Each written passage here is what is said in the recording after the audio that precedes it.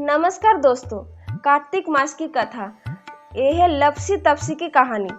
आज का ये वीडियो में हम आपके लिए लप्सी और तप्सी का कहानी लेकर आए हैं। एक समय की बात है, किसी गांव में दो मित्र रहती थी। एक का नाम थे लप्सी और दूसरे का नाम थे तप्सी। तप्सी सदा भगवान की सेवा पूजा में लीन रहता था और लप्सी रोज सवेरे दही की लस्सी बनाता था और भगवान को भोग लगाता था और खुद चादर तान के सो जाता था। एक बार दोनों दोस्तों में बहस छिड़ गई कि भगवान का कौन बड़ा भक्त है।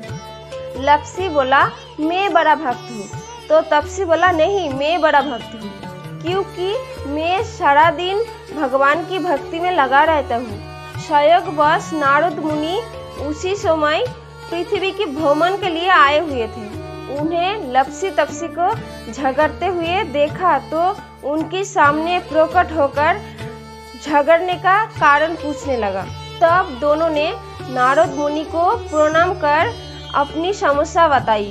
तप्सी बोला है, हे नारद मुनि, मैं हमेशा भगवान की भक्ति में लीन रहता हूँ। दीन दुनिया के ख्याल मुझे नहीं रहता, इसलिए मैं भगवान की बड़ा भक्त हूँ। लेकिन ये लप्सी मान ही नहीं रहा और खुद को भगवान की बड़ा भक्त कह रहा है। लप्सी बोला, मुनिवर, मुझे पूजा पाठ भक्ति आदि नहीं आता, पर मेरा मन कहता है कि मैं भगवान की सच भक्त हूँ। पर ये मेरी बात मान ही नहीं रहा। समस्या सुनकर नारद मुनि बोले, इसमें लड़ने का कोई बात ही नहीं है। इसका फैसला मैं काल कर दूंगा कि तुम दोनों में से सर्वश्रेष्ठ कौन है। दोनों संतुष्ट होकर सब कुछ नारद मुनि पर छोड़कर अपने अपने घर पर चल दे। अगले दिन तप्सी रोज की तरह सुबह स्नान कर पेड़ का नीचे आसन बैठा कर साधना करने बैठ गए। नारद मुनि वहां आए और उसे साधना करते हुए देखकर उसके आगे 100 करोड़ की अंगूठी फेंक के गए। तप्सी साधना करता हुआ जोर जोर से मंत्र जप कर रहा था। जैसे ही उसकी नजर उस अंगूठी पर पड़ी, उसने इधर उधर देखा और वो अंगूठी उठा के उसका पैर का नीचे दबा लिया और फिर से जोर जोर से मंत्र का उच्चारण करने लगा। उधर लप्सी सुबह उठा, सुबह से दही की लस्सी बनाया, भगवान का भोग लगाया और खुद भी पी रहा। तभी नारद मुनि ने उसके सामने भी 100 करोड़ की एक अंगूठी डाल दिया। लप्सी की नजर भी अंगूठी पर पड़ी। ये अंगूठी उठाते हुए लप्सी सोचा, ये अंगूठी तो बहुत महंगी है। जिस बेचारे की गिरी होगी वो कितनी दुखी हुआ होगा। मुझे पता करना चाहिए कि अंगूठी किसकी है।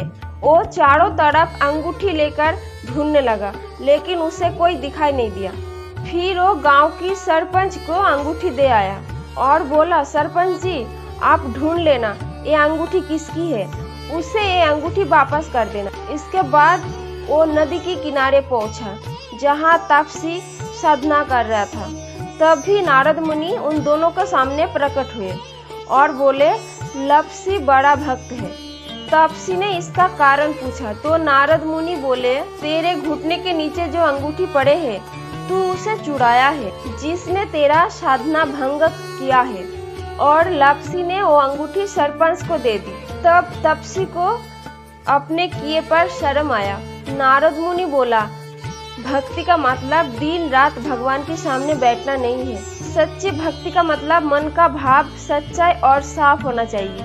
अब तप्सी को समझ आ गया कि उसने कितनी बड़ी गलती किया है। वो हाथ जोड़कर नारद मुनि के आगे खड़ा हो गया और बोला, मेरी गलती माफ करो और कृपया कोई रास्ता बताओ जिससे मेरा तपस्या का फल मिल सके।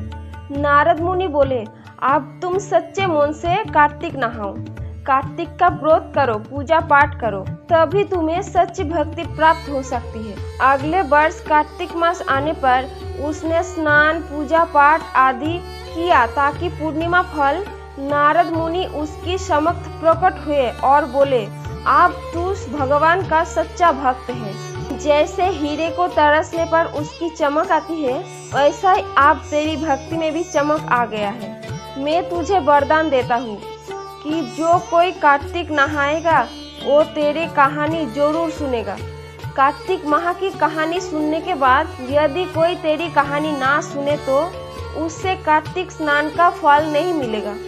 हे कार्तिक देव, जैसे तापसी की मार्गदर्शन किया, उससे सच्ची भक्ति दी, वैसे ही इस कहानी को कहते ही, सुनते ही और हुंकार भरते ही सबको देना। मेरे चैनल में जो नए हैं वो जल्दी जल्दी मेरे चैनल को सब्सक्राइब कर दीजिए और साथ ही बेल आइकन को दाब के ऑल बटन में क्लिक कर दीजिए ताकि मैं नेक्स्ट वीडियो डालने से ही आपका फ़ोन में नोटिफिकेशन पहुंच जाए। और साथ ही लाइक, कमेंट, शेयर करने मत भूलिए।